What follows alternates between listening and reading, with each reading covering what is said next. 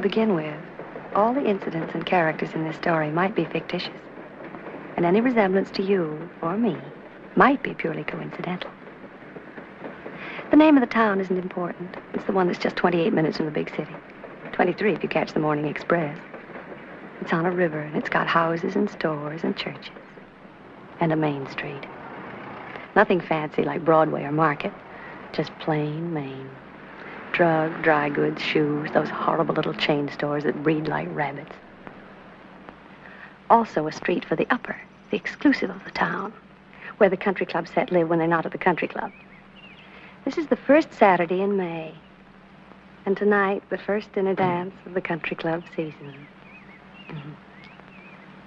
Well, anyway, this house belongs to Brad and Deborah Bishop, two of my dearest friends. Brad bought this house before he went to war. It was Brad who gave me my first black eye and my first kiss. Well, when he came home from the war, he came home with a wife, Deborah. Tomasino said to tell you he found room for your briefcase in the bag. Good for Tomasino. Why'd you have him pack a bag? Because I know these Saturday conferences. They're like Saturday poker games. Don't plan on doing anything Sunday. Strange you're not letting me know when you plan to be away overnight. This is just in case, darling. There's no telling how late it'll be. And I like my own pajamas between me and the sheets in a Turkish bath.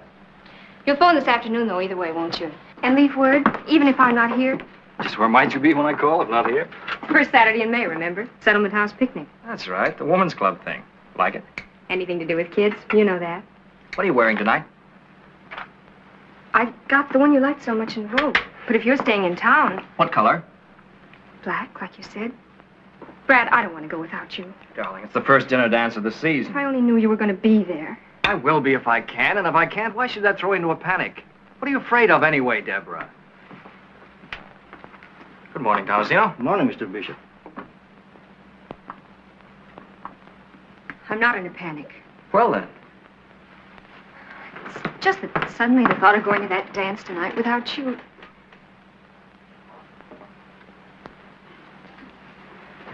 Brad. Hmm? Addie Ross. She used to be sort of your ideal, wasn't she?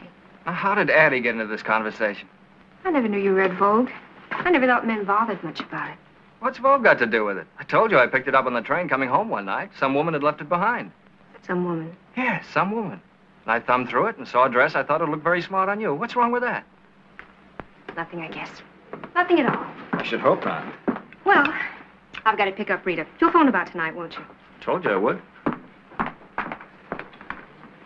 It just so happens that the dress I bought that you picked out of Vogue that some woman happened to leave on the train is exactly the dress that Addie Ross wore to the concert 2 weeks ago.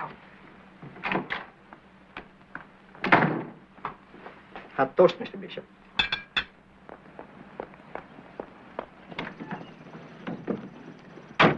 She won't stay mad at him long. She's too much in love. Pretty soon she'll be full of self-reproach. Women are so silly. Now, this is that street where people on the way up and on the way down live alongside each other for a while. Rita and George Phipps are on their way up. That is, if Rita has her way. And that's the only way she'll have any part of, thank you. There she is now, ready and waiting. That's Rita. Hi. You're late. I won't be a minute. Just one last look at the twins, and I've got to give Sadie your check.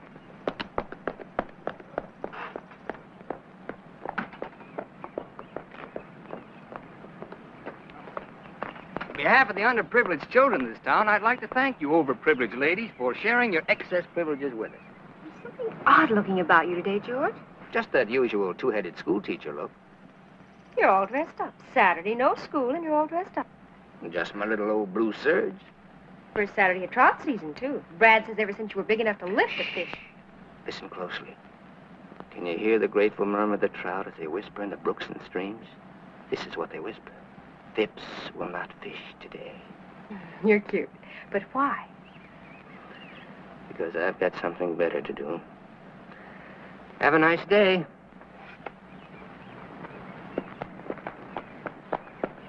Debbie, darling, we'll have to stop by the station. I've just got to get my copy off in the 842. Do you mind?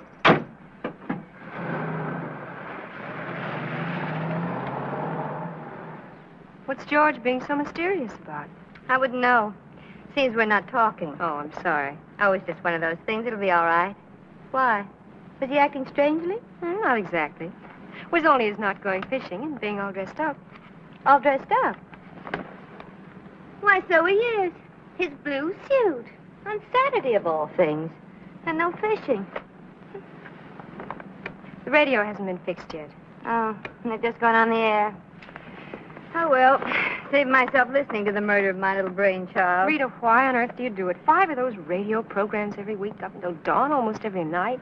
Because each week I receive in return 100 pieces of what Addie Ross calls the most restful shade of green in the world. Unquote. Addie again. Why is it that sooner or later, no matter what we talk about, we wind up talking about Addie Ross? Maybe it's because if you girls didn't talk about me, you just wouldn't talk at all. That's right. I'm Addie. I'm the one they just can't help talking about. My very dearest friends, too. You know, I wonder if she knows how much we do talk about her, and what we say and how we feel about her. I know. Believe me, I do. And it doesn't matter. It doesn't matter nearly as much as what all of you don't know. Yet.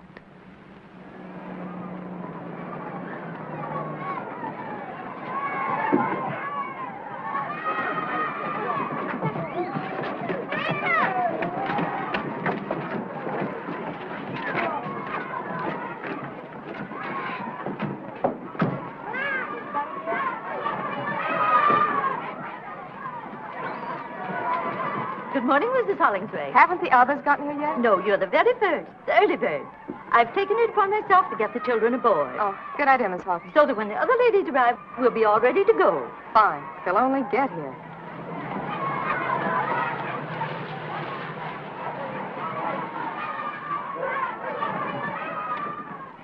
Oh, I'm sorry we're late. Rita had to go by the station. Oh, do I see anyone there you know? Just a husband of mine running like mad.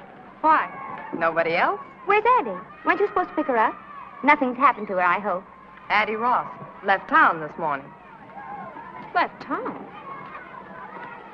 Well, what do you mean left town? She certainly could have told someone, or at least phoned.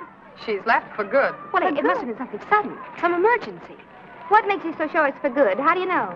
Well, the doorman told me she'd subleased her apartment last week, and yesterday she sold her car. So much for your sudden emergency. Well, if that isn't just like her, why do you suppose she had to keep it such a big secret?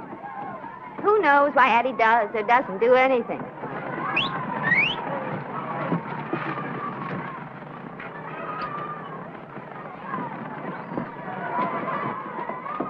I got a letter for the Mesdames, Bishop, Hollingsway, and Phipps. From the dear departed, I'll bet. Addie's so tactful. She even puts us in alphabetical order. Open it up. No, let's wait.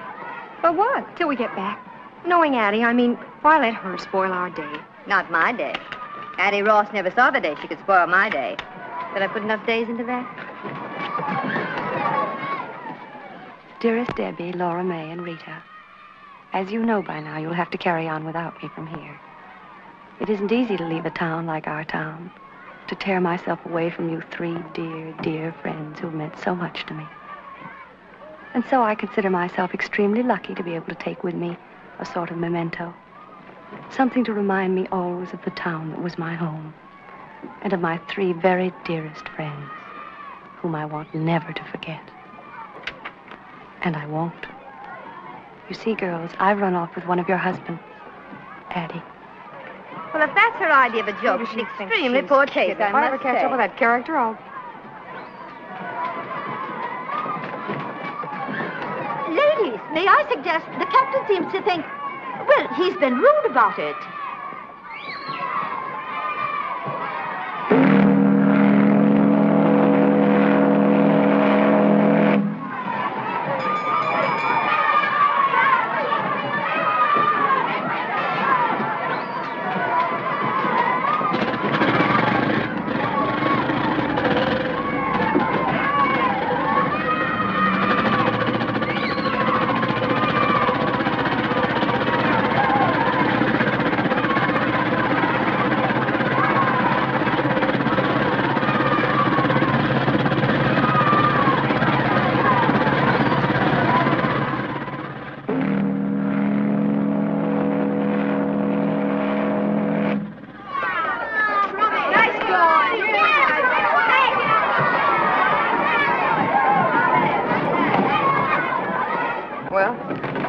like Addie has crowned one of us Queen of the May. I think it's laughable.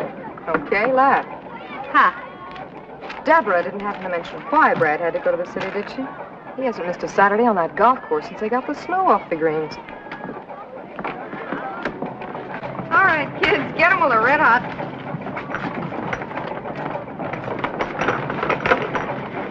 It's going to be a real restful day. Nothing to think about except the picnic and the weenie roast and coming home. Oh, that. Kathleen's going to read us a fairy story.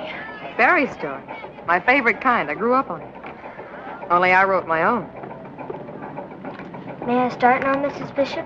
If you're ready, Kathleen, of course. Once upon a time, there lived a very poor girl who was very beautiful. She was so beautiful. Do you remember your first night in town? You and Brad, fresh out of the Navy. That was a first Saturday in May, too. Is it Brad? Is it Brad? Is it Brad?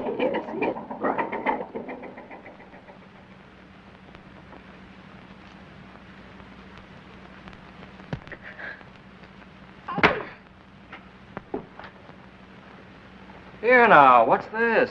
Conduct unbecoming an officer and a lady. I'm such an unholy mess. How? This. A little too kinky, maybe? She must have set it with cement. Here, try this. It'll take the kink out of a watch spring.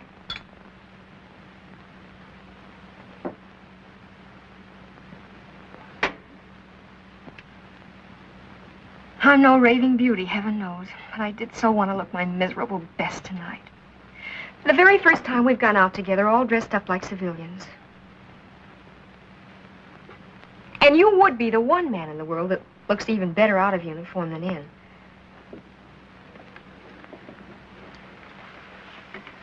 Got the jumps, kid? Been quite a day, that's all. Quite a change. Out of the Navy, out of uniform, new home, new town, new friends. Oh, I told that blasted girl I wanted to comb it out soft, making me look even more like a farmhand than I feel. Easy does it. Meeting your friends for the first time. You wouldn't want them to see me like this. I should hope not. You'll be sure to put on a dress. Hey, my tie. You can tie it again. There they are. Brad, about my dress, you might not like it. If you're in it, I'll love it. It's my only one, and it's years old, remember? There wasn't time today to get a new one, and even years ago, it wasn't exactly the last word. That was the last word. Hurry up. Which ones are they? I want to have it right. Rita and George Phipps. We all grew up together. He teaches at the high school, they have twins, and she just got a job writing for the radio. Did you like her very much? When you grew up together, I mean? Rita and George were engaged at the age of 5 by swapping beetles. She was never my type. What is your type? Fat, squat little brunettes with mustaches. Get going. And take another whack at that hair.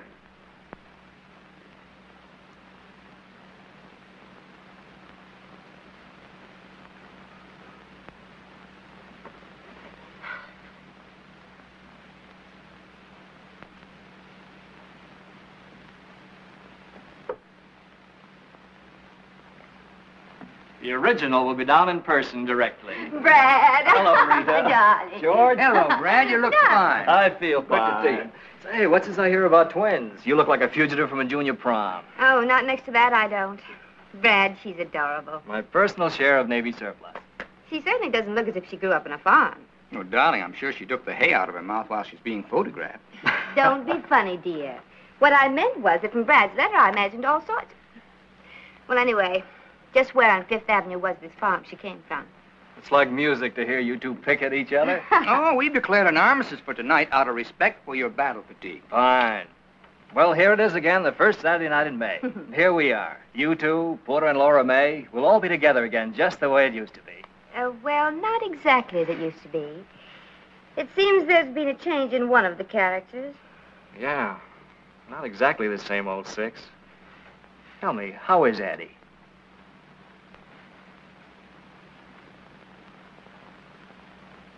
Rita and George? Deborah.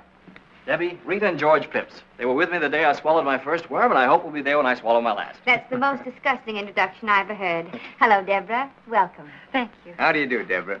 How do you do? Well, the occasion calls for a drink. A quick one, because we're late. We've been admiring your photograph. Yes, it's a very flattering one. Maybe it's the uniform.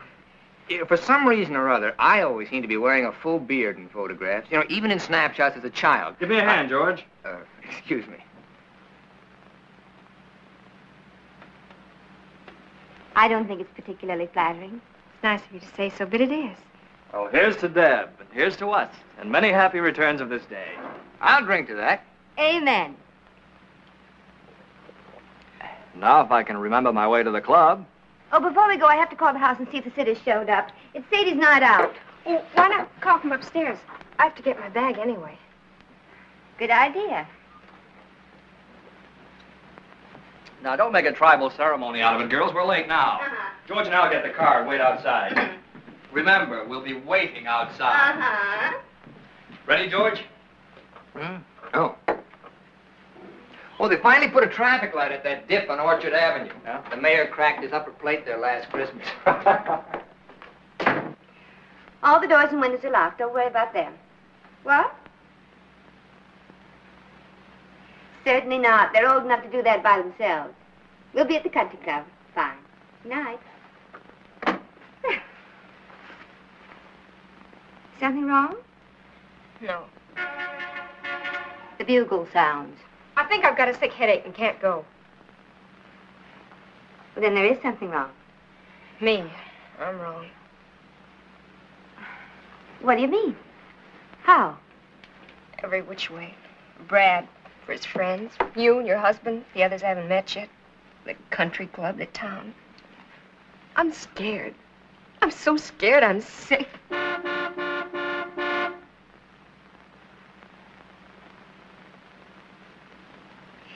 Isn't there a night baseball game or something you children can listen to on the radio? What's going on up there? I'm having a little slip trouble. Oh, hurry it up. Uh-huh.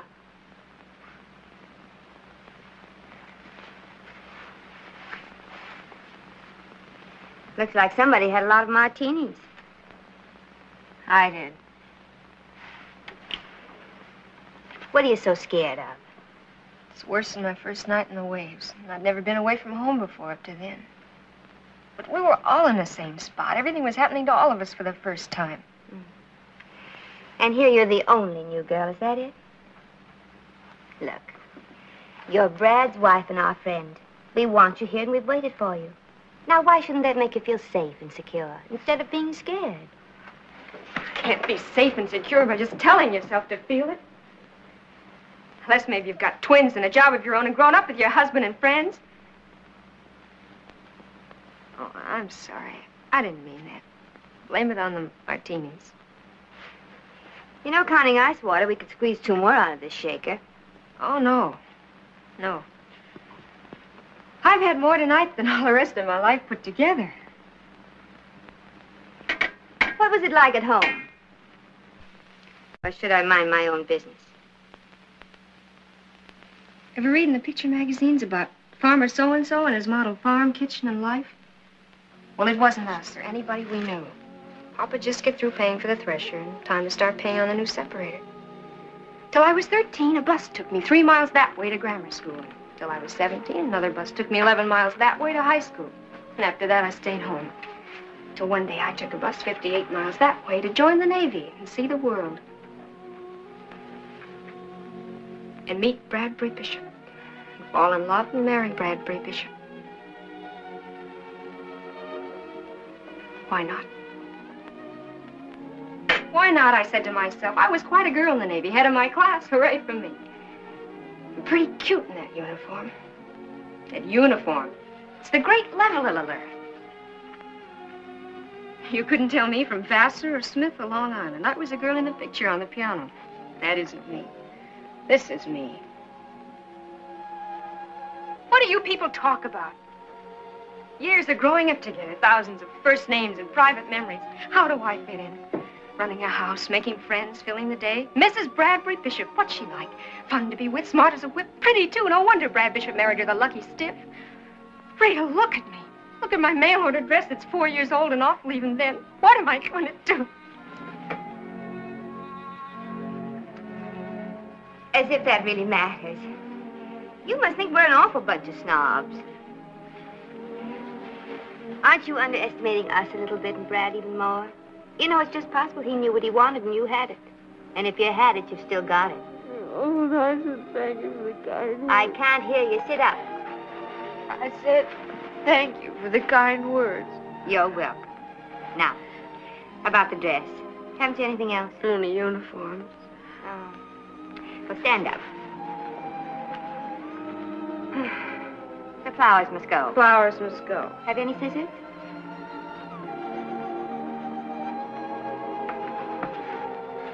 Scissors? Oh. I'll get the ones in the sleeves. You tackle the big one on the middle. Careful now. Careful now.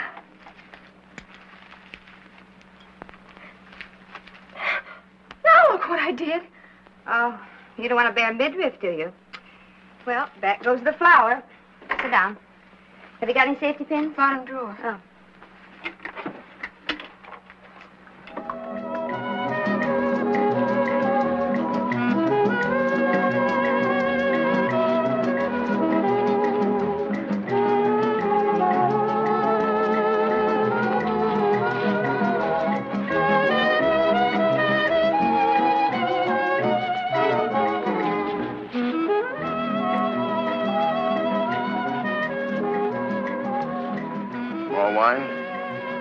Thank you, no.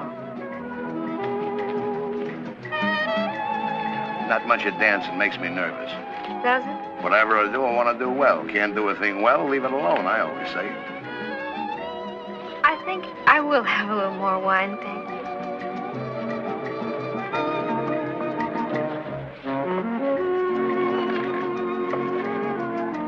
Thank you very much. Especially the rumba. Gotta have Spanish blood or something, like my wife.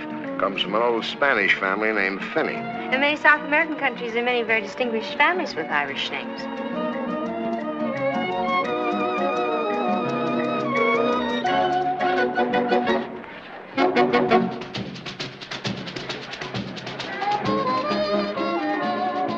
Laura May looks good with Brad, looks like class. But it's him, not her.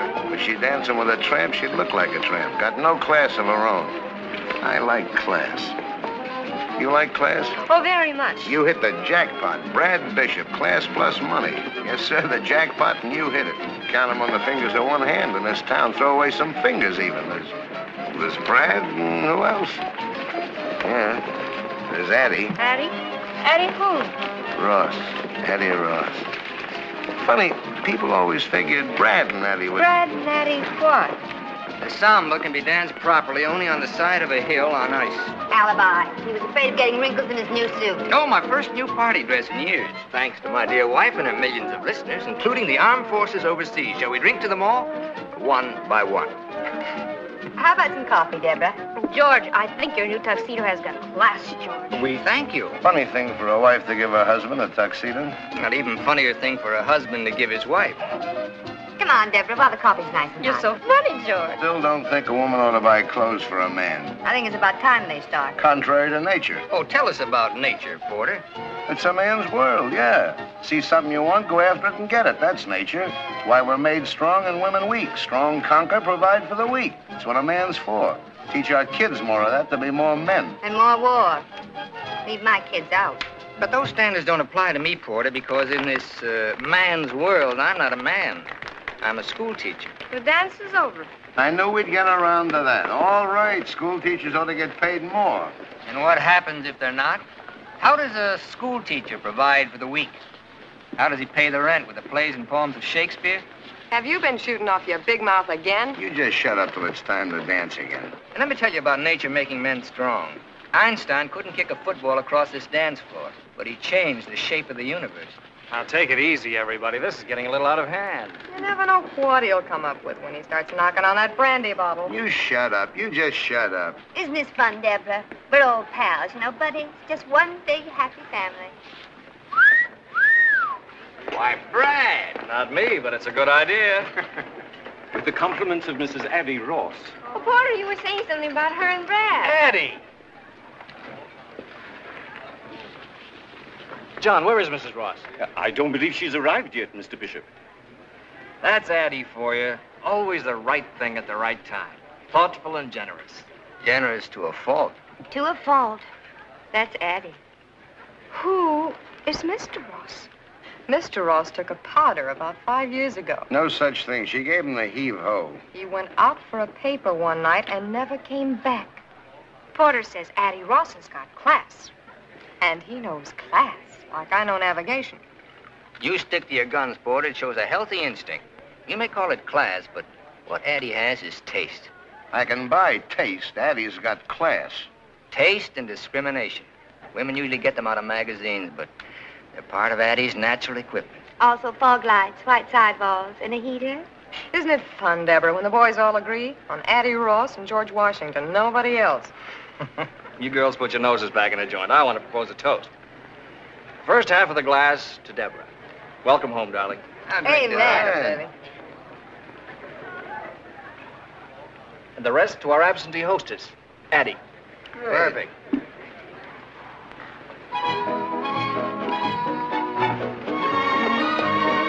Let's show him a flash of old Vienna. But, darling, if you don't mind. Before the floor gets crowded. I don't think I should. Oh.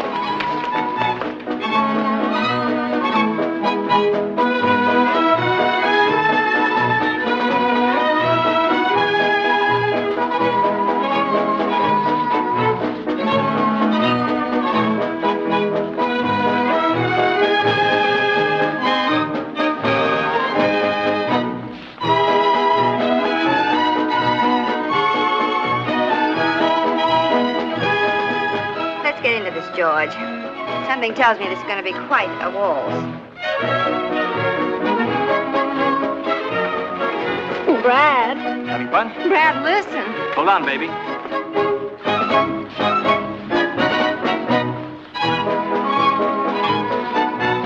Once more. No!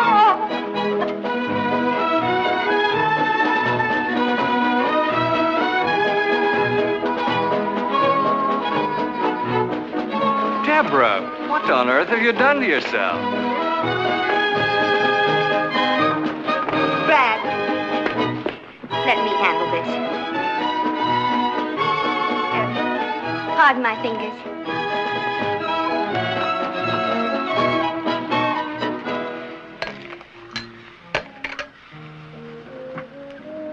Here, drink this. What is it? A new inner tube. There you are. I think that'll be all right. Thank you, Miss Jenkins. You're welcome. Rita, will you take me home? You've got the idea that everybody out there is watching that door waiting for you to come out. Maybe not, but Brad is. Then it's because he's worried about you. Because he's ashamed. In front of his friends, ugly and pinned up, drunk and sick.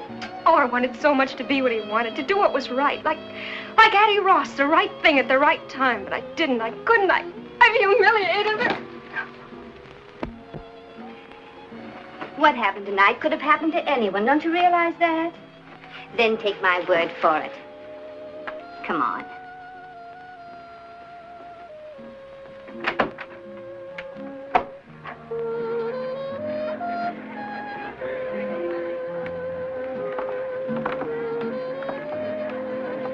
But there's Brad. Well. I see Addie got here after all. Is it Brad? Is it Brad? Is it Brad?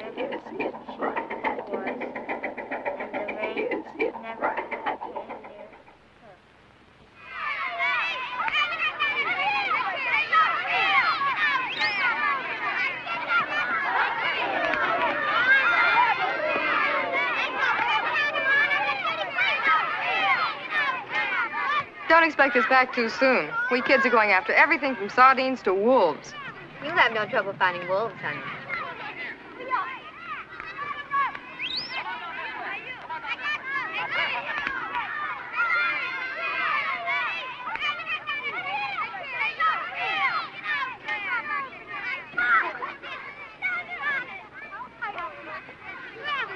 Almost lunchtime?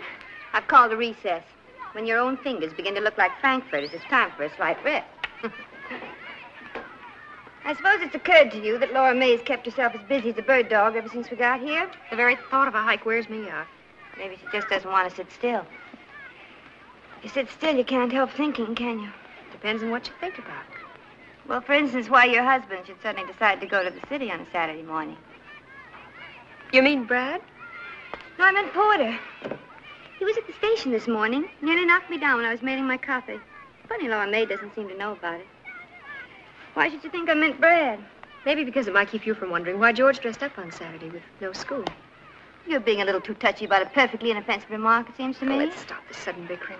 We're beginning to behave like some movie about a woman's prison. Not a bad comparison at that. Cigarette? Thanks.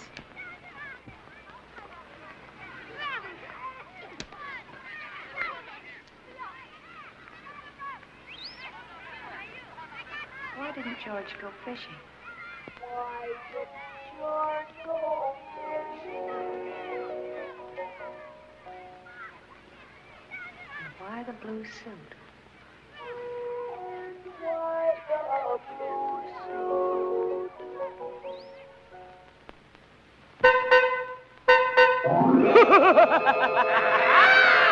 He's crazy! Buy your car from Crazy Eddie. Pay when you get good and ready. Nothing down, drive as you pay. Buy your car the Crazy Eddie way. Sadie, doesn't that noise drive you insane? Restful, ain't it? There, it's better. Well, the twins are fed and ready to be put away. Now, if George would only show up, how many canopies are you making? 2 dozen, and the way I figure it, 6 healthy people ought to be able to eat 200 or 300. They're just appetizers, Sadie. And let's get a couple of things straight. First, when you announced dinner... I know, I'm not supposed to say soup's on. How did I tell you? I forgot. Dinner is served. Dinner is served. And you're not to say it as though the food were poisoned. All this fancy schmancy because 2 people from the city are going to eat here. Mrs. Manley's a very important person. She has charge of a great many radio programs, including the one I write. You know what I like about your program. Even when I'm running the vacuum, I can understand it. Thank you so much. Now, the second thing. Does the new uniform fit? It's kind of corny. Wear it. Only one thing, the cap is out. Makes me look like a lamb chop with pants on. Oh, Sadie. The cap is out. Sadie, please, just this once. Okay. Oh. Hello? Oh, hello, Mrs. Manley. No, not at all. I was just rereading the script for Monday. No. Oh. What's that, Mrs. Manley? Yes, it's a good connection. About the script. Oh. Well, I'll just have to make the revisions tonight, that's all. What? Oh, no, Mrs. Manley, you've just got to come. I've looked forward so to your meeting George in line with that matter we discussed. You remember, Mrs. Manley? Yes, that's right. He'll be just perfect for it, you'll see. No, don't worry about that. I always work best late at night anyway. Yes, 7:30, that'll be fine. And you can tell me about the changes when you get here. Fine. Goodbye, Mrs. Manley. There's George. Changes. When am I supposed to sleep? What's Mr. Phipps going to be so perfect for on the radio? Nothing. And you keep quiet about it. I will. Only he won't. Good evening, one and all. Hello, George. How now? Why the look of doom? Oh. Did you forget to baste the ducks? Look, I don't teach you about teaching. Don't you teach me about ducks. Oh, Sadie's been an angel. Looks like I'll be up most of the night making revisions. Mrs. Manley just called. But you're giving a dinner party for her tonight. Well, she suggested calling it off, but I wouldn't hear of it. Why can't Mrs. Manley, just for once, tell the sponsor to call off his wife's revisions? You don't tell a sponsor things like that about his wife. George, you just don't understand. No, I suppose not. Well, it may not make your bad news any better, but I got good news. Have you, darling? Oh, George, 10 of 7. We've got to get dressed. Don't you want to hear my good news? Of course I do, darling. Did you get the liquor and cigarettes? Right here. Oh, now, you check the cigarette boxes while I put the liquor away. Why does everything have to be full when guests arrive? Full cigarette boxes, candy dishes, fresh cakes of soap. Aren't we supposed to eat, smoke, or wash when we're alone? Where's the scotch? I didn't buy any. Why not? Too expensive. Bourbon's a better drink anyway. But the Manleys are a cinch to want scotch. People in show business, you know what I mean. Those kind always drink scotch. Well, I know what you mean, but I wish you wouldn't say it in radio English. That kind, not those kind. There are men who say those kind who earn $100,000 a year. There are men who say stick 'em up who earn more. I don't expect to do either. Nor are you expected to pay for the scotch. You're quite right. Funny how it slips my mind that in certain respects I'm only the titular head of this house. Oh, don't be silly, darling. I thought it very amusing to begin with. Very modern and enlightened. My tuxedo, for instance. The same tuxedo that for some strange reason you want me to wear tonight. Well, what's so wrong about getting dressed up once in a while? Nothing at all. Unless it's obviously an attempt at pretense. And just what is so pretentious about tonight? Tonight we'll sit down to one of Sadie's duck dinners. Present will be Porter and Laura May, with whom we've had many such dinners when you wore slacks and I didn't bother to shave. But this time, also present will be 2 advertising moguls who happen to employ you. Their presence means a new uniform for Sadie, my children prisoners in their room, and all the pomp and hysteria usually reserved for coronations. I call that pretense. All right. So I'm out to impress the boss. What do I get for that? 30 years? Tonight's important to me. I've planned and worked, shopped, taken the twins off Sadie's hands, written my program, and I'll be up all night tonight, and it's worth it to me. And as far as dressing's concerned, you can come in a cowboy suit for all I care. Oh. And why do the chairs have to look as if nobody ever sat down in them? Because they do. Oh, come on, Reed. Let's cut it out. Look, you finish up down here and see if you can't relax for a few minutes. You all ready except for your dress? I'm combing out my hair. Good. Look, I'll put the twins to bed and call up the liquor store to send over the scotch, all right?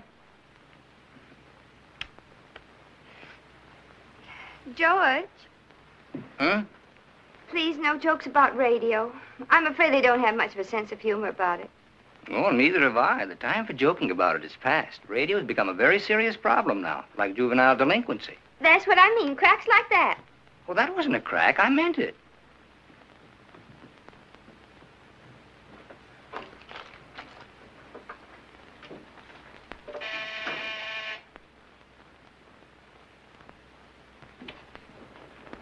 George! George! Sadie, don't open the door. It might be the guests. It can't be. It's only 7. But if it is, they mustn't see you like that. If they're that early, they deserve what they get. Well, wait a minute.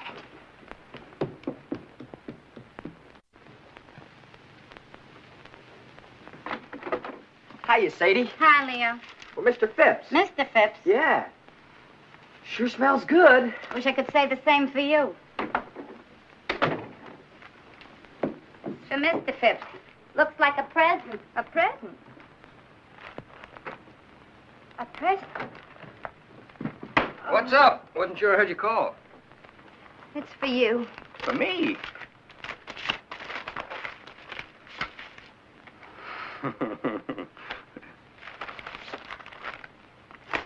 For George on his birthday. If music be the food of love, play on. Eddie. Well, I'll be... The Brahms. The concerto in B flat. Oh, it's a recording made in Vienna before the war. But how'd she find it? George. Hmm? It's your birthday today. I know. I just plumb forgot. Well, don't worry about it. I'm not much for birthdays. Yes, you are. You're very much for birthdays. Well, this time you had a lot on your mind. Even so. Happy birthday, George. Happy birthday, George. What a memory that girl's got. Almost a year since we talked about it. I'm going to play for the twins right now.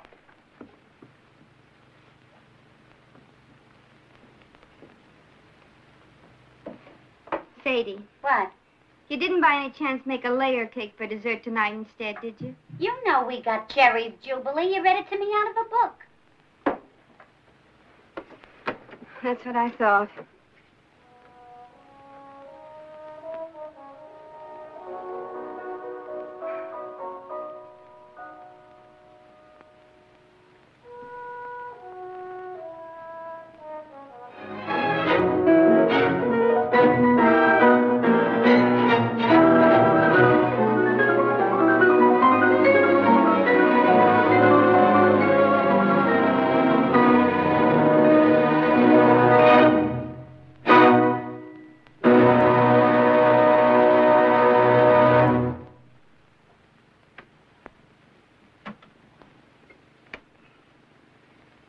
sometimes I don't think we appreciate the miracle of the phonograph.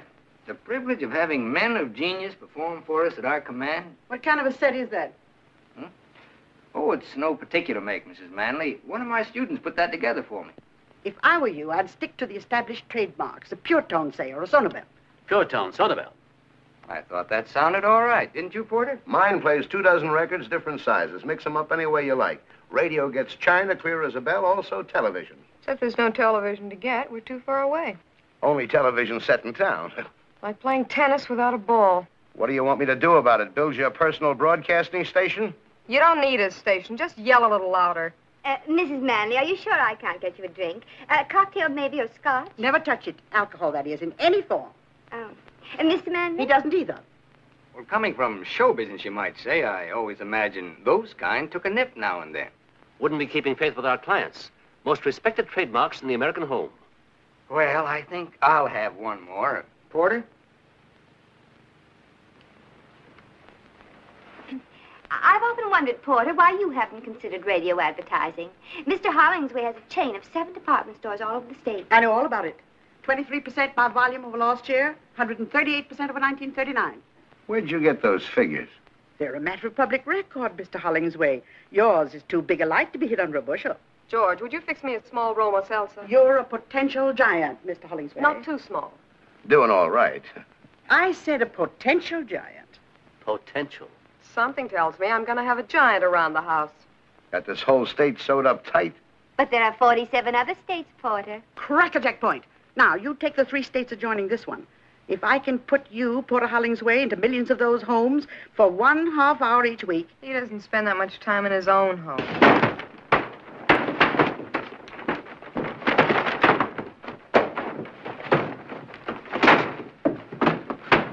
Excuse me. I told you the screen was a crummy idea. Soup's on. Thank you, Sadie. Mrs. Manley? All right.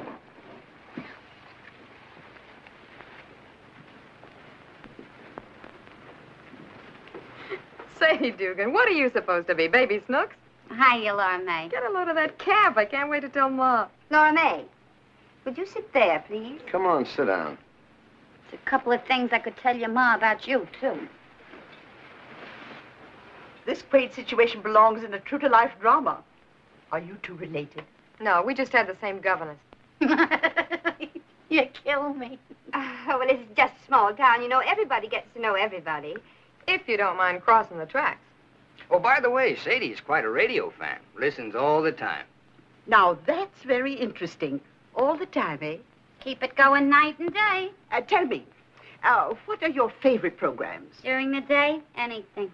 Anything? Anything that keeps my mind off my feet. I see. And at night? In bed, I listen to the police call. But you can't understand them. They're in code. I sleep like a baby. How you gonna put me in her house a half hour every week? But, Porter, she's not a housewife. Still, they have a great influence over housewives. Sadie may not realize it, but whether or not she thinks she's listening, she's being penetrated. It's a good thing she didn't hear you say that. And after penetration comes saturation. And when she's saturated, she'll find herself saying, Madam, I suggest that you buy our washing machine at Hollingsway's. Not Sadie, and I've seen her when she was saturated to the eyes. You don't know what they're talking about. Just shut up and eat. Okay, giant.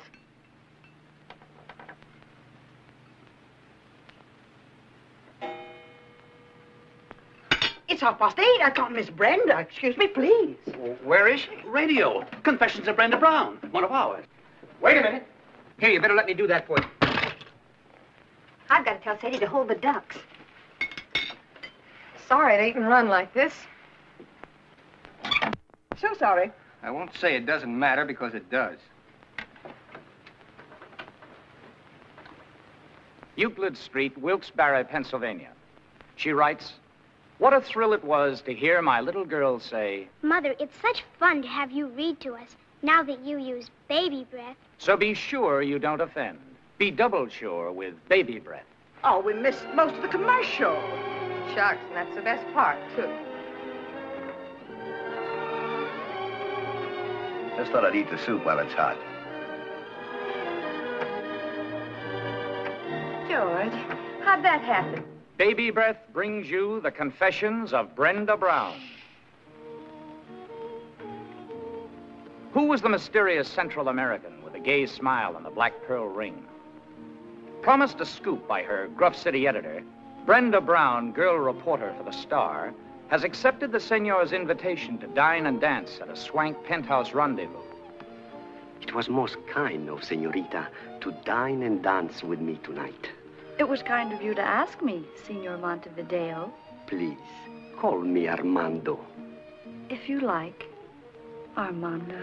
Gracias. That's Spanish for thank you. Gracias. Lord Bruce, I'm proud and flattered. What small-town American girl would not be at a proposal of marriage from a gentleman as distinguished as you? But I must decline, with thanks. You decline? I don't understand. We have Lady Bruce to consider. Invalid though she is, and though you've been married in name only for many years, she is your wife in sickness as she was in health, and must not be cast aside. I see. Besides, I am a registered nurse. It is my chosen profession, my duty, and much as my personal feelings from time to time. You and I, my dear Lord Bruce, must remain just another case. Another case in the notebook of Linda Gray, registered nurse. Listen next week for another chapter in this amazing human document. Linda Gray is brought to you by Protecto, product of the Duro Enamel Company. Remember, one thin coat of Protecto after bathing guarantees... This is the Allied Broadcasting Company. Enough. Might as well turn it off. There's nothing but music from now on. Ah, that was fun. 2 whole hours. Linda ran over almost a minute. The 3rd time in a month. 3 minutes gone. 1 full commercial. Gone for good. Well, some more coffee, anybody? George? Some more coffee, anybody? I just asked everybody, dear. Well, time to go home. George. Already? Seems as if you just got here. Come on, Giant. Back to the beanstalk. Get your coat. I'm ready. Been such a lovely evening, my dear. Pleasant company. The duck was fine. But of course, eating out here off your lap is gypsy fashion. The time just flew by. Tempo fugit. Right, Professor? Almost. And our little hostess has her work to do. Oh, it's not so much.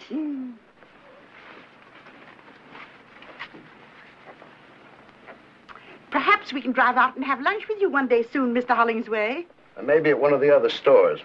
Oh, we'll make our appointment well in advance and at your convenience. You're gonna be a giant. Relax and enjoy it. I hope you listen conscientiously, my dear, particularly to Linda Gray.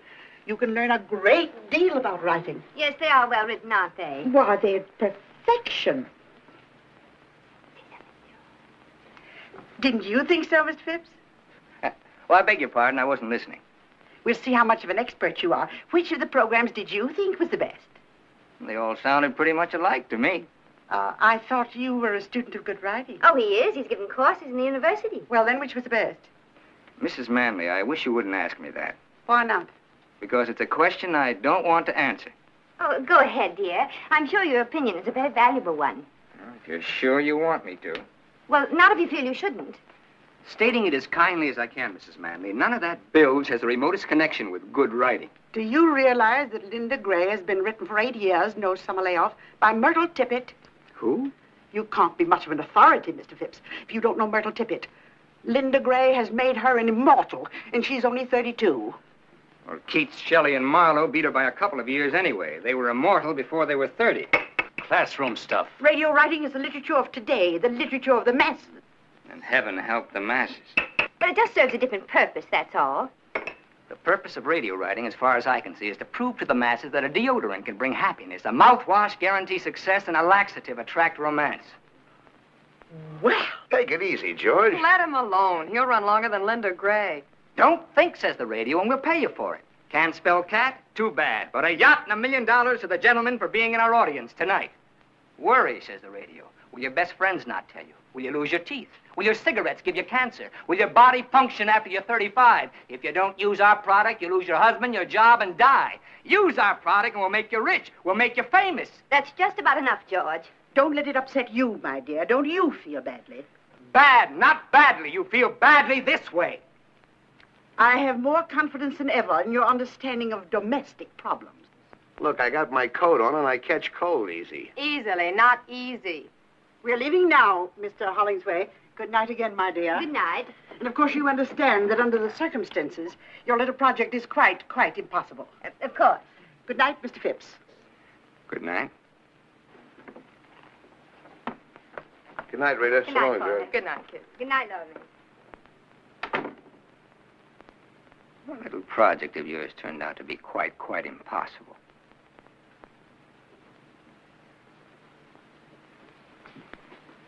I'll take care of tidying up. You'd better start your revisions. It's all right. I'm sorry about this. I know how much it means to you. Well, it couldn't be helped, I guess.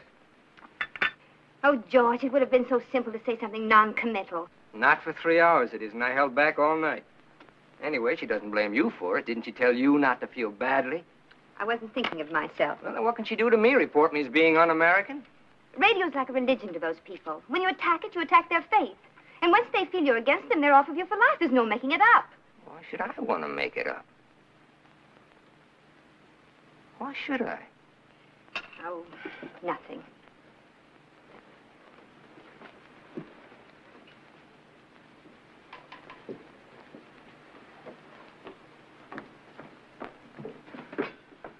You know, this is getting to be like a good mystery story where you think you got the murder picked out and it turns out to be somebody else. For just a minute, I had your little project tied up with Porter. But now the clues seem to point to me. In some weird, unimaginable way, I was to prove irresistible to Mrs. Manley tonight. I was to impress her and win her favor. Isn't that so? But why? To what purpose? Well, if you must know, their editor is leaving, and I thought you'd be perfect for the job. $175 a week to start.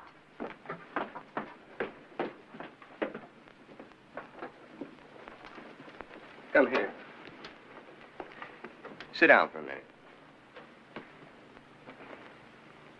Look, Reed, let's put aside my nausea at the idea of working for the Manleys. Let's put aside my personal likes and dislikes. They're not important. I'm willing to admit that to a majority of my fellow citizens, I'm a slightly comic figure, an educated man. Nobody's asking you not to be. Think of the good you could do. Maybe raise the standard. On commercial radio? What's the phrase? Wait for your laugh? I'm a school teacher. That's even worse than being an intellectual. School teachers are not only comic, they're often cold and hungry in this richest land on earth. And thousands are quitting every year to take jobs that pay them a decent living. That is unhappily true. Then why not you? Because I can't think of myself doing anything else. What would happen, do you think, if we all quit? Who'd teach the kids? Who'd open their minds and hearts to the real glories of the human spirit, past and present? Who'd help them along to the future? Radio sponsors? Comic strips? At that, I've been luckier than most. Even without what you earn, I've managed to keep our heads above water. It's quite a strain over a period of time with the water lapping at your chin. And that's where you've been a great help. You've made it a lot easier for both of us. I'll admit it has upset my male ego from time to time. And your overdeveloped sense of taste and discrimination, which is apparently equaled only by that of Addie Ross. Let's try to keep Addie out of this one. I am fed up with taste and discrimination. You're not making sense. I'm fed up with your nobility and wisdom and superiority, and your contempt for me and everything I try to do. You're talking nonsense. Everything I say is nonsense. It's all this work. You're overtired. You do too much. Well, you suggest I stop doing this moronic radio trash with which I pay most of your bills? Now, calm down. And what do I go back to? Washing, scrubbing, ironing, and a life of taste and discrimination? I'm fed up with Addie Ross. What's it all about, really? If music be the food of love, play on. Give me excess of it, that surfeiting the appetite may sicken and so die. From Twelfth Night by Mr. Shakespeare, which Addie and I played in high school. I thought it was a very clever note. And there was more to it than a childhood memory. Yes, there was, but we won't go into that right now. We're going to get a few things straightened out once and for all. Sit down. Yes, Professor. Sit down. 7 years ago, I made the most perfect marriage ever devised by man, heaven, or radio. My wife was an independent, understanding woman. We thought the same thing about everything, from baseball to Browns. In those 7 years, I was never contemptuous of you. I was proud. But when that drooling pap began to change you, when your independence turned to fear, when I watched you snivel and grovel around those two walking commercials, I didn't like it. And I don't like it. I don't want to be married to Linda Gray, Brenda Brown, or even Myrtle Tippett. I want my own wife back.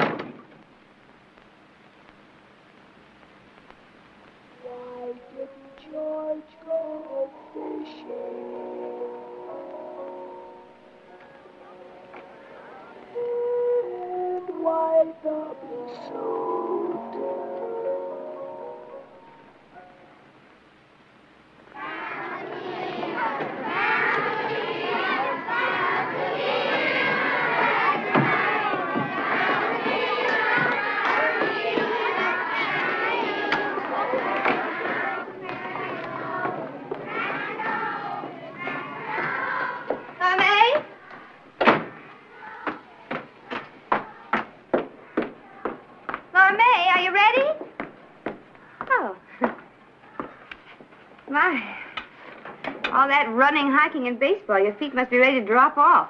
I've covered more ground in Porter's store from the notions counter, just back and forth to the water cooler. How's it feel, Laura May? Porter spreading out on a national scale, going to be a big merchant prince. How's it supposed to feel? No more small towns for Porter. He'll be after the big cities now. He'll be after, what is it he always calls it? Class. Look, why don't I save you a lot of trouble and tell you what you want to know? And you can tell Debbie, and that'll keep you busy till I'm dressed. I don't know whether Porter ran off with Addie, but get this, I don't care. I've got everything I want. For instance? Sometime we'll spend a week at the old Fenny mansion down by the tracks, and I'll go into detail. Right now, I better get dressed. You know what? I think you're worried. I think you're just as worried as the rest of us. I've got everything I want.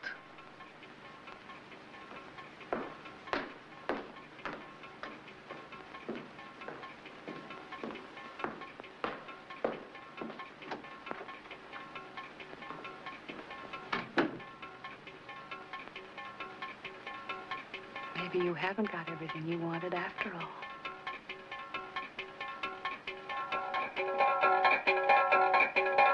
Maybe you haven't got everything that you wanted after all.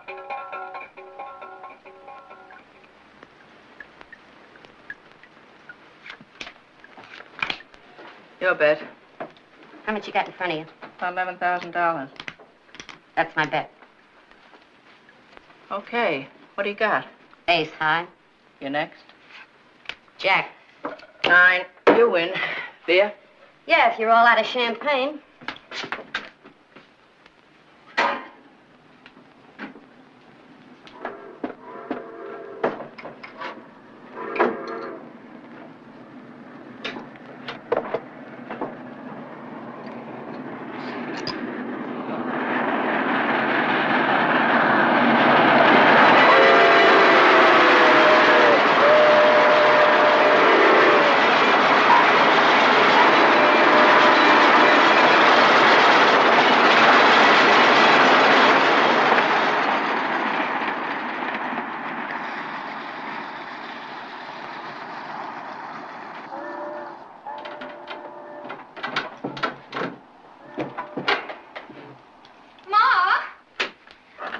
She's going out with Mr. Porter Hollingsway. Does she have to stay in the bathroom for almost an hour? You oughtn't to run around like that. You'll get consumption. Laura May, leave your sister get in the bathroom. After all, I've got a date, too.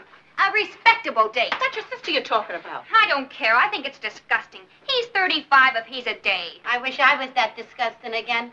Your sister knows what she's doing. Oh, sure. They all know what they're doing. They're always going to wind up being supervisors or buyers or something. Well, Porter Hollingsway knows what he's doing, too. Laura May, didn't you hear what Ma said? And how do you think I feel having my friends talk about my sister? Your sister's a decent girl, like I hope you are. And there's nothing wrong in going out with the boss. If it'll bring a couple of bucks into the house. Nothing wrong. No, nothing wrong. Then she'll wind up with a steak dinner, and that's all. Are you looking for another snack? Ma, will you please make her get out? Oh, all right. Laura May. Yes, Mother? You don't own that bathroom, you know. There's other people in this house. But you're such a quiet little thing, dear. One never knows you're about. I still think it's disgusting. How do I look? If I was you, I'd show more of what I got. Maybe wear something with beads. What I got don't need beads. What's your new job gonna be? Something secret, like a spy? Something you can't talk about in the office? All right, so I'm gonna disgrace the fair name of Finney. Wait till it snows and throw me out in the street. I'm beginning to think your sister's right. And to think a daughter of mine... How many payments are you behind that Not for icebox? all the ice boxes in the world. They can come and take it away. Though heavens knows it's one of the few joys I have in life. They're not gonna take it away, and I know what I'm doing. Well, remember, you're my daughter and a decent girl. Come on, Ruby, lay off her. It's him. I guess so. You got everything? Where's your purse? Right there. He's out in front, in a car a block long. Well, what are you waiting for? Relax. He just blew us on again. It ain't Gabriel. Relax. My nerves can't take this. Laura May, what are you waiting for? That's what I was waiting for. Sadie, would you be good enough to answer the door? Well, my union don't like me doing this kind of thing for free, but okay. Anybody wants me can come in and get me. This ain't a drive-in. Well, I never. Hello, Sadie. Hi, Porter. Good evening, Mr. Hollingsway. Good evening. I see you know Miss Dugan. You just didn't know my last name was Dugan. But I don't believe you know my mother, Mrs. Finney. Mother How do is you to do? Mr. Hollingsway. How do you do? Won't you sit down? Well, the table's reserved for 7:30. It's after that now. Yes, you are late, aren't you? I won't be a minute. Just get my bag. Your bag is a... It's a cold night out, ain't it? Not bad.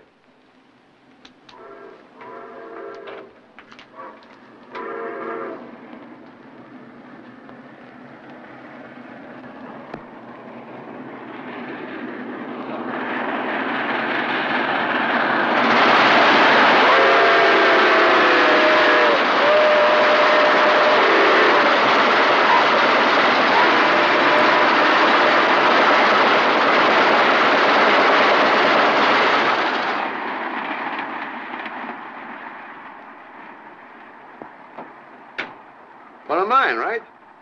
Uh-huh. Giant size with a super freeze box, right? Uh-huh. How long you had it? How long they been on the market? A couple of years. Yeah, that was one of the first. Uh-huh.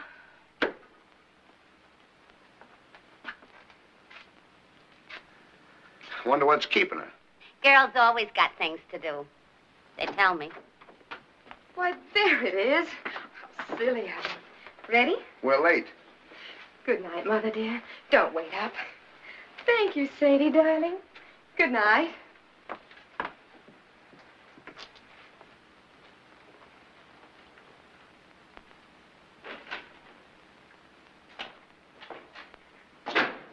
Thank you, Sadie, darling.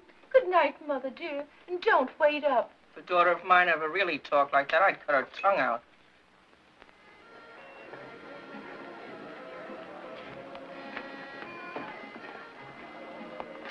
Here you are, Mr. Hollingsway.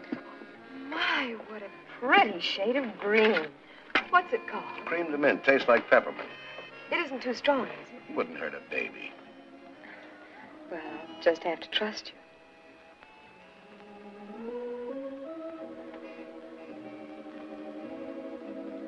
It's good. Oh, my. When I think of all the wonderful things that you know about that I've never even heard of. Got a few years head start. Now, don't you go making yourself out an old man, Mr. Hollingsway. Let's make it porter. Why, the way I look at it, a man isn't really grown up till, say, 35 at the least. Yeah. This is a very nice place. I've heard about it, though, of course, I've never been. I come here all the time.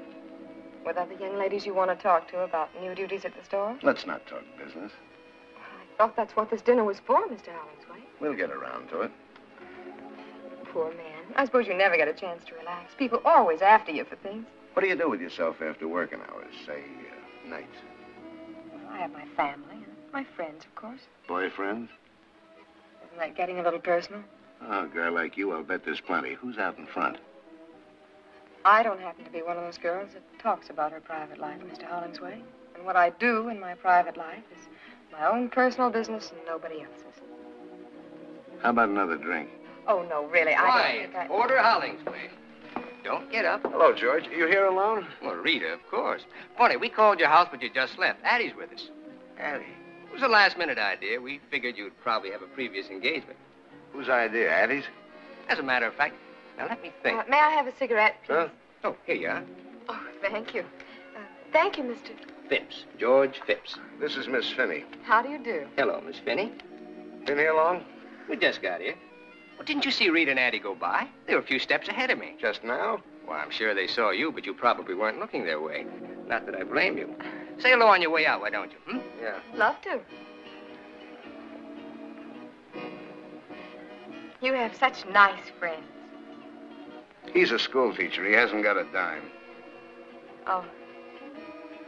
You were saying something about another drink. It's getting stuffy in here. I want some air.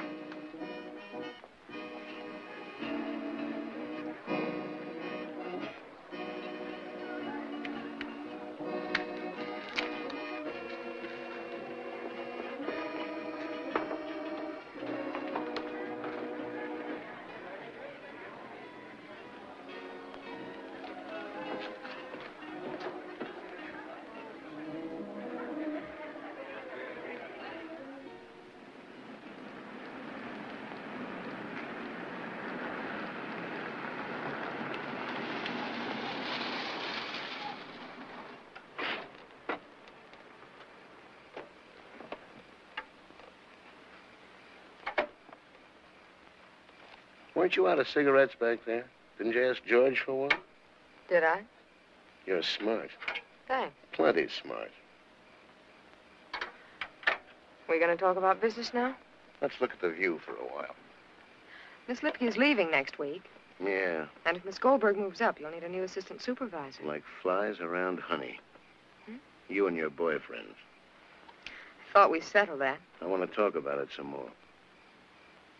What makes you so interested in my boyfriend? What do you think? Which is the ashtray?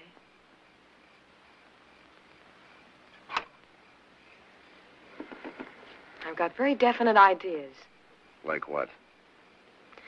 There's never been anybody in particular. Nobody special. Plenty wanted to, I'll bet. What do you think? But you've been waiting for that one guy to come along? I got very definite ideas. What's he got to be like, this one guy? Someone that wants to marry me more than anything else in the world. You sure got wrong ideas about things. They may be wrong. But they're definite. Well, tomorrow's another working day. Shall we go? Yeah.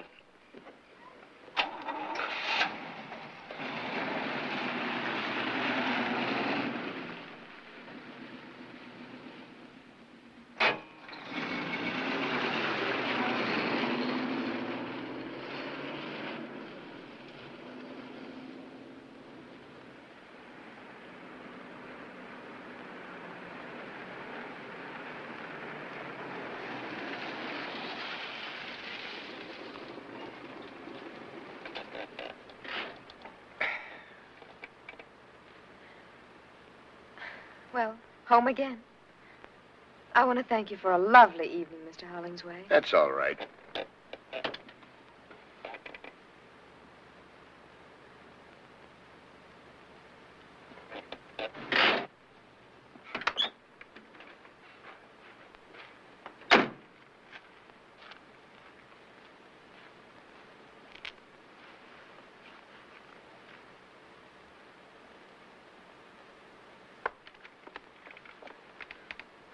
Oh, now look what I've done. My best nylons.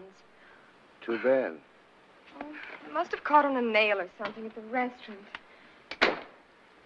I hope you don't mind my bringing it up, but could you remember about Miss Lipke leaving and Miss Goldberg moving up? What about tomorrow night? If you'd like. I'd like. 7:30.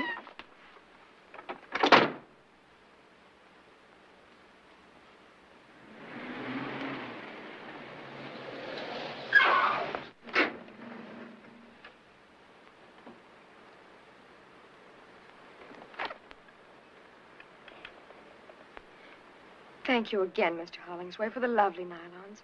It wasn't really necessary. Forget it. Before we say goodbye, I'd like to tell you that your friendship has meant a great deal to me, and our evenings together. They've been wonderful. And I'm just sorry that... Well, goodbye.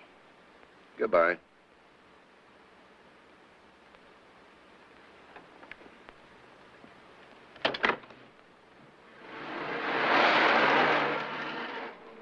Oh, Mr. Hollingsway!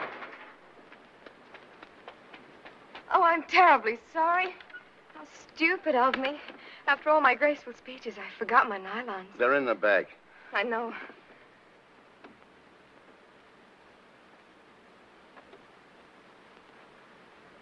Good night again.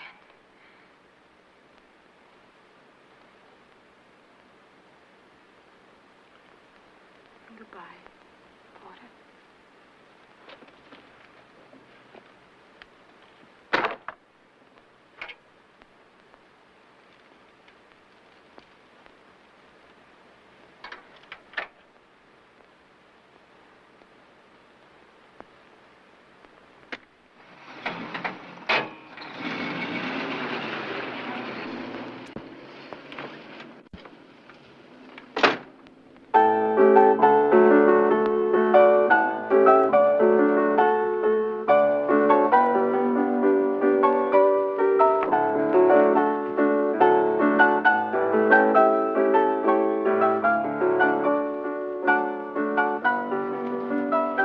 That's all. Yes, sir. be a white Christmas. That song, they tell me it made $1 million for the fellow who wrote it. This is the most beautiful house I've ever seen. It's just everything anybody'd want. You name it, I got it. You were married once, weren't you? See if it's too sweet. Perfect. Is this her picture? My wife, I wouldn't even have her fingerprints in the house. Then who's this? Somebody I know. I bet I can guess. Addie Ross. That's right. So that's what she looks like. You can't tell from that, really. It's only a picture. She's beautiful, all right. She sort of looks like a queen, doesn't she? Like a queen ought to look.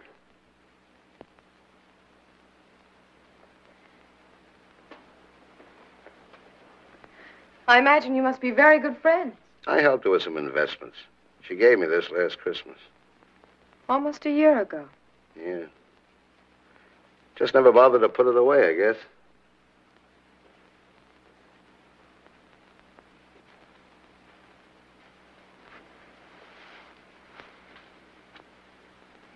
Porter, You know how I feel about you. how?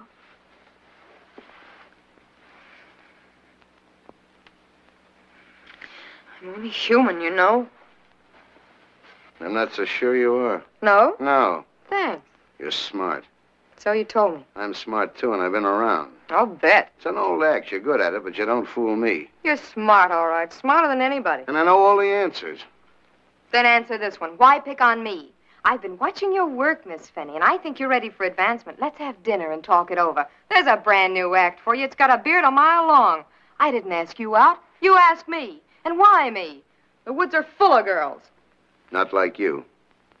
You can say it again, not like me. And they don't want what I want. All right, what? What do you want? Not a $4 a week raise. I don't want a new car, a fur coat, or a trip to Hawaii on a solid gold yacht. You don't carry what I want in any of your 7 big stores, Mr. Hollingsway. Name it. I want to be in a silver frame on a piano. My own piano in my own house. You mean you want to get married? Does that make me a freak? I've been married once. You know that, and once is enough for a man like me anyway. Maybe I'm just not the type. Maybe you just haven't found the right girl. Living with somebody all the time, I'm not easy to get along with. I'm set in my ways. I want to do what I want when I want. Why, if it was just a question of the right girl, wouldn't any man in the world want to marry you? Not if he thought he could marry Addie Ross. Maybe I don't know all the answers, but I know some of them.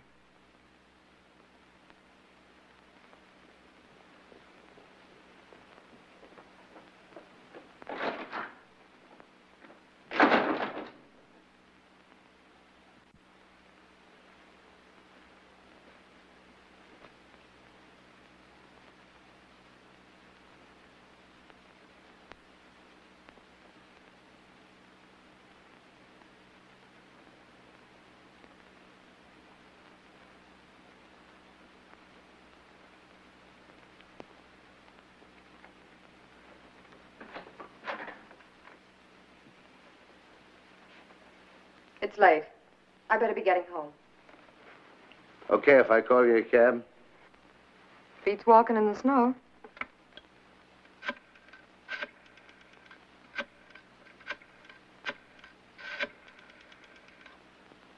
This is Porter Hollingsway. How long before you can get a cab over to my house? Okay, hustle it along. And say, put the charge on my account. Yeah. Be just a minute. Sounds like you keep the cabs pretty busy with this kind of thing. The reason I keep an account is because I do a lot of business with them, store business. Well, don't get mad. You just keep needling me. I'd insist upon paying for that cab myself, but I'm in no spot to be proud. From tomorrow on, I count the pennies. What's tomorrow? The day I start looking for a new job. I'm not going to fire you. I'm going to quit. What do you want to do that for? That's a silly question, coming from a man who knows all the answers. None of the others quit. Why should I? Is that it? Don't let it worry you, Porter. Maybe it's just a new twist in the same old act. There's a cab. I'll take you to the door. You stay where you are. This time it's goodbye and no kidding. Maybe you're right, Porter. Maybe I'm a fool. But maybe you're the biggest fool in the world.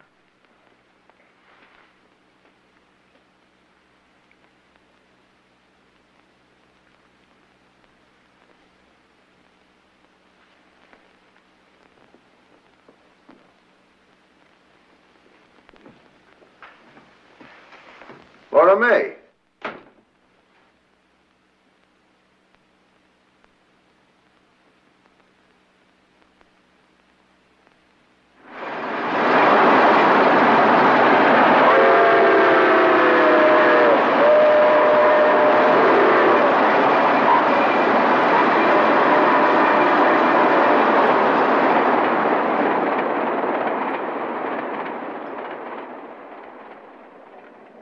Happy New Year.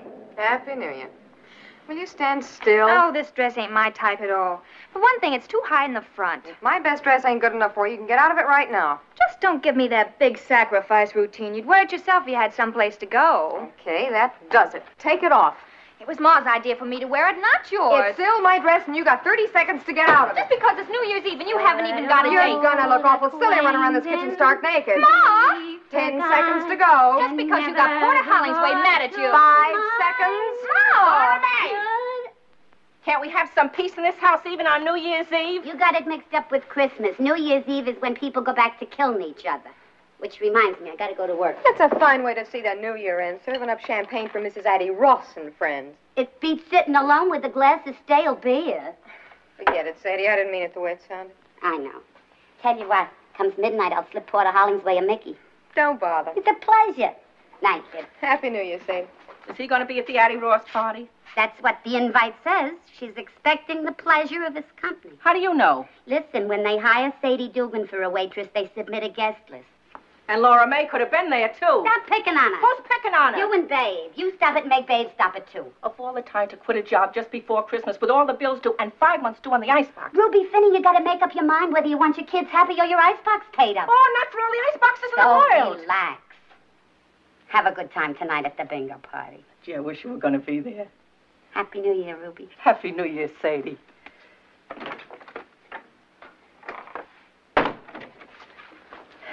You sure you don't want to come play bingo with me? Thanks, Ma.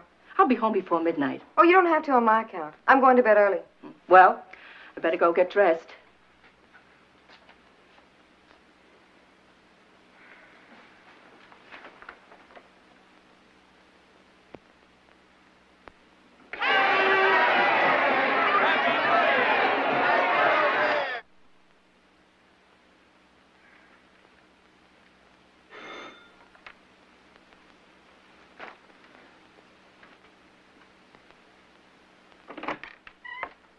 Hi, Laura May. Hi, Nick. Babe ready yet? Unless she's beat her brains out with a powder puff. Sit down. Give me a cigarette, huh? Sure. Hey, how come you ain't dressed up for New Year's Eve? I am. I'm going to a fancy dress ball. Yeah? As what? A queen. A queen? A queen in a silver frame. I don't get it. I'll go see what's keeping Babe.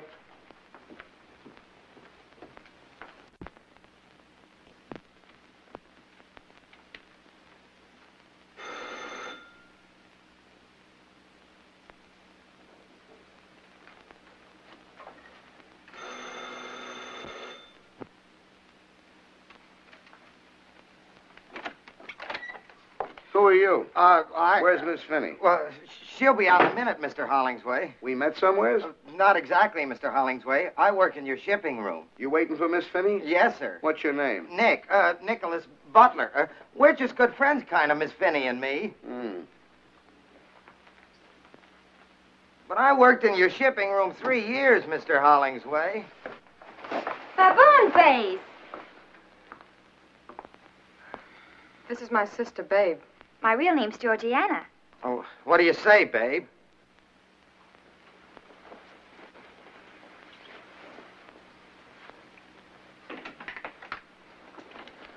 Happy New Year, Mr. Hollingsway.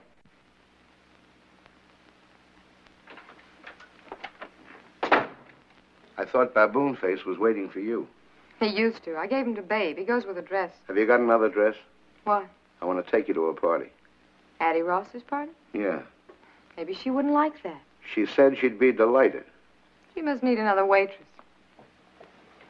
I told her we had a date and not to expect me if you'd made other plans. We haven't got a date, and I haven't made any plans, so why don't you just run along? Will you go someplace else? No. Why not? You know why not. These are for you. Thanks. Put them on. I'm not going anywhere. You wouldn't want to let them die. I'll put them in the icebox. The orchids ain't paid for either.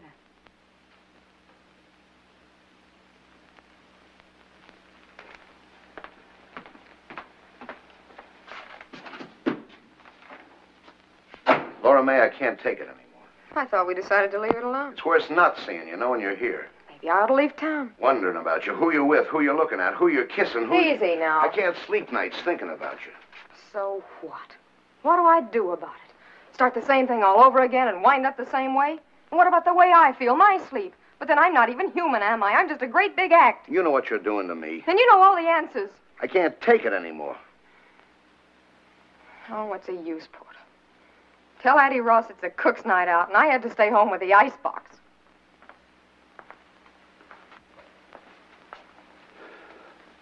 Okay.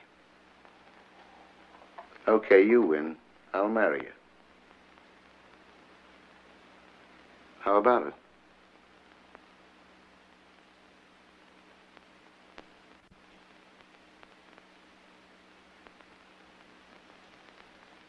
Thanks. For nothing. Now, what kind of an answer is that? I don't know. Just felt like it, that's all. We'll do all right, kid. We're starting out where it takes most marriages years to get. Out in the open, no jokers. You'll see. You've made a good deal, Laura May. Laura May, honey, if you want me, I'll be over at the Callahans playing. Happy New Year, Ma. We're gonna get married. Bingo.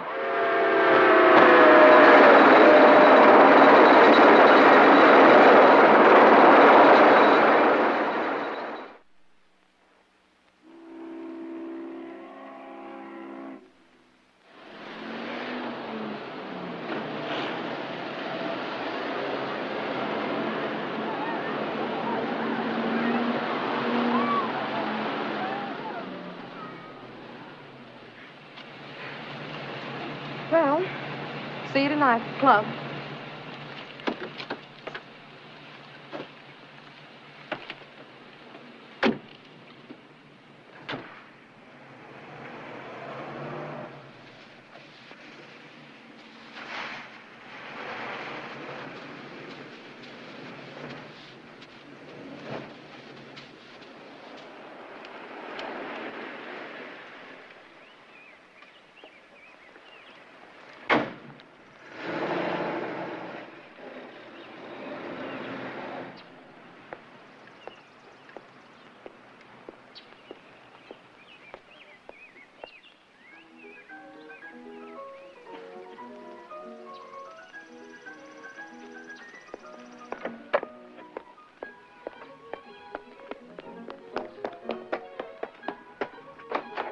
George?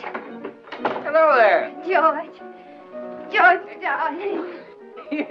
What brings this on? Oh, George, I've got to know something. There's something I'll just die if I don't know right away. Oh, wait till I turn No, over. no, don't. Don't ever turn it off. That wonderful music. Have you been drinking? Tell me right away this minute, George. Tell me the truth. About what? Why didn't you go fishing today? On the phone. And you never dress up when there's no school. Why the blue suit today? Well, now, there's a little story connected with that. Mrs. Phipps, you want it on the telephone. It's her. Who? Who's this? The one with the husband. Mrs. Manley. Oh, tell her I'm not in. She called you twice this afternoon. Not if you don't want me to. Talk to her. Hello? Hello, Mrs. Manley. Yes, so I hear. I wasn't home. Turn it up. I see. Now, look, Mrs. Manley. That woman doesn't change the cheese her husband manufactures. Why should she change what I write? No, I'm sorry. I said I'm sorry. I will not work tonight. Because, Mrs. Manley, my husband doesn't like me to work on weekends. Yes, he's right here. But he's not twisting my arm. I made up my mind all by myself. No, you'll have the copy Monday. Goodbye, Mrs. Manley. Peace, it's wonderful. Answer my questions. Well, that night, the night of the big wind, I came home with the news. You were preoccupied, so after a couple of tries, I decided to skip it. It was just that the High School Dramatic Society decided to do 12th night and asked me to direct it. The first rehearsal was today, and I thought my blue suit was more appropriate than a pair of wading boots. And Addie knew about it. Which accounts for if music be the food of love, play on. And on and on.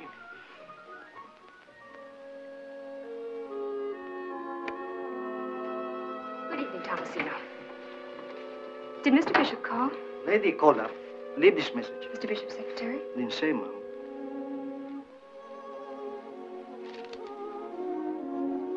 Mr. Bishop called to say he is very sorry. He will not be home tonight.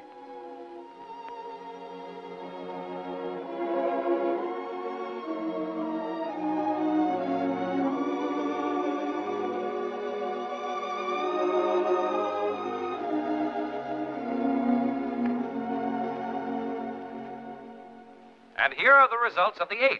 The winner, number 7, Hoop Skirt. Second, number 3, Penny Wise. Third, number 6, Pound Foolish. Hoop Skirt paid 16. You ought to use a walkie-talkie. It don't make so much noise. That was the last race. Sadie's right. That track's crooked. It isn't a track. It's the horses. They fix things up amongst themselves. How come Porter's so late tonight? Want a drink? Some of that green peppermint stuff. Cream de mint. I can't stand it. Never could. I love it. 7:30. He's never been this late. Ma, Porter may not be home at all. You mean tonight?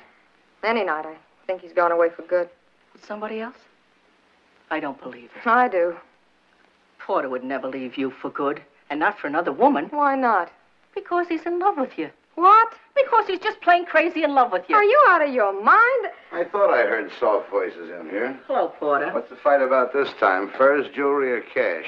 My children and me never fight. Fix me a drink, will you? I'm tired. And the reason we never fight being, my children know that I know what I'm talking about. Maybe your father, Joe Finney, wasn't exactly a saint. May he rest in peace. But I learned about men from him.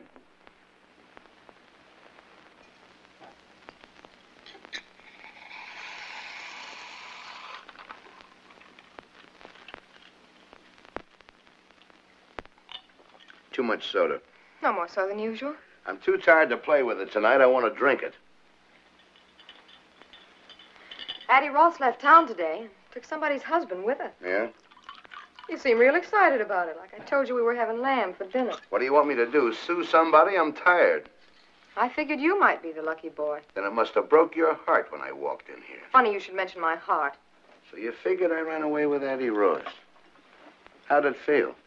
You don't have to tell me. I can tell you. You ought to go on information, please. So what? I got mine. That's what you thought to yourself. You ought to get a concession at some carnival. You're a regular mind reader. 3 years of playing the good wife. Here's where I cash in. Here comes the payoff. That's what you thought. I've been a good wife, the best wife your money could buy. Strictly cash and carry. Isn't that what you wanted? Isn't that what you told me? Out in the open, you made a good deal, kid? Did you ever stop to think, Porter, that in over 3 years, there's one word we've never said to each other, even in fun? To you, I'm a cash register. You can't love a cash register. And I'm part of your inventory. You can't love that either. I asked you to marry me because I was crazy about you. You didn't even ask me. I've been a good husband. You got everything you want. If you'd only asked me, if you'd only made me feel like a woman instead of a piece of merchandise. Did you give me a chance to? All you ever showed me was your price tag. You better get dressed. We're meeting the others at 8:30. I'll be ready when you are.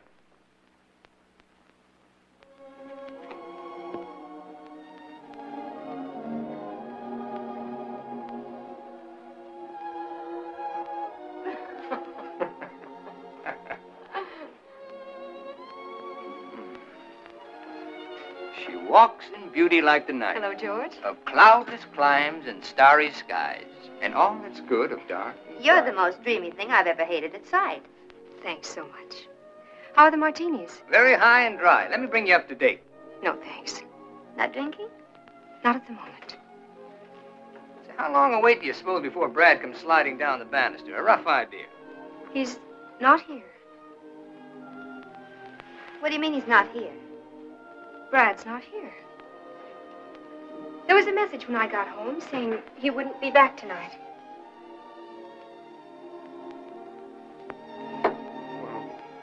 Perhaps you'd rather not go without him. Why not? Well, Then how about having just one with us before we leave? Thanks. I feel fine just as I am. a tiny one for medicinal purposes against the night air, huh? She doesn't want one, George. Well, then, shall we?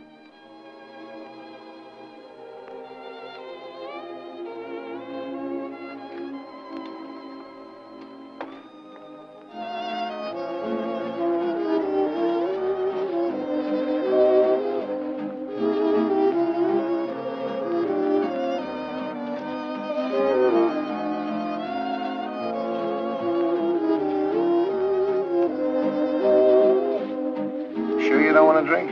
Sure. You know who that guy is? A bookie. All the barber shops and saloons in town dancing with my wife. He came over and asked very politely. She'd dance with anybody. She waited to see if you had any objections. I wouldn't object if a chimpanzee asked. Then you've got no right to complain. Oh, I've got no complaints. I'm Happy Joe from Kokomo. Greatest little wife in the world. Fine home, fine friends. Everybody loves Oh, me. why don't you stop acting like a spoiled baby? Everybody loves I'm Porter. fed up listening to your wah, wah, wah. You're always talking about being such a man. You don't even act grown up. What are you getting sore about? You, so stupid. Oh, wait a minute. Have you any idea how much Laura May's in love with you? No, how much? So much she's afraid to tell you. Afraid you'd laugh at her. Me laugh? She couldn't say it with a straight face. Laura May in love with me, it's all she can do to wait it out. Wait it out. Yeah, like an annuity till it matures, like a slot machine that pays off. That's what she's waiting for. A chance to call it off, to collect. The end of the line. Fares, please. Don't tell me about love and Laura May. Oh, George.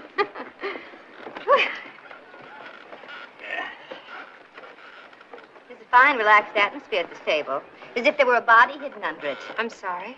Oh, I was only kidding. What was it you called Addie down at the pier? The dear departed? Well, maybe that's who's under the table. Only it's Brad. Deborah, why are you letting all this nice cold champagne fizz itself to death? It sounds like one of your quotations, Professor. Can you give me something fitting for the occasion? Well, why not make up your own? It's more fun. I don't understand this conversation at all. How drunk am I? Thank you very much, Mrs. Hollingsworth. Let's do it again sometime. And thank you, Mr. Hollingsworth. Yeah. He seems pleasant enough. Who is he? A business associate of my mother's. He's a bookie. Your mother bets with him. Will everyone excuse me, please? I think I'd like to leave. I'll drive you, Debbie. I'd rather go by myself if you don't mind. What's going on here? Shut up. Why not spend the night with us, Debbie? Thanks just the same. Will somebody tell me what this is all about? Later, I'll tell you later. Don't you know, Porter? No. Come on, let's go for a little walk. No, I want to tell Porter what he doesn't know. I want to say it out loud. The reason I want to go home, Porter, is because I've been spoiling everybody's fun. Don't be silly, I've tried Deb. hard to make believe the way you do, Porter, but I'm not as much of a man as you are. I can't anymore. Make believe about what? Don't you know by now? You're not as smart as I thought, Porter. Do you want it in so many words? Deborah. All right, then. My husband has run away with Addie Ross. Please, nobody get up. Good night. Sit down. Porter, please. Sit down for a moment. Let her go, Porter. You keep out of it. Everyone else, too. Just for a minute. Brad didn't run away with Addie Ross. I did. But how? You're here.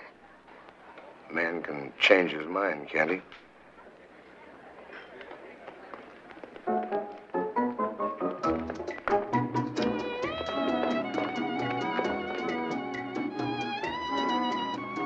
Porter, you're quite a guy. Thanks. She'd have known in the morning anyway. She'll have had a tough night. She's just a kid. Dance with me, George. Rita, do you mind just another minute? Okay, you got it. They all heard me say I ran away with another woman. You've got everything you need. You can take me for everything you'll ever want. Like always, Porter, when you start knocking on that brandy bottle, you'll come up with anything. I guess I stopped listening. Because if you said something, I just didn't hear it.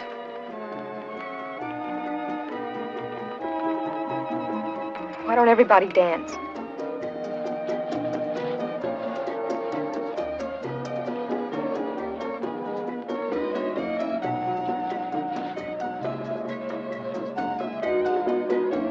Laura May. You big gorilla. Let's dance.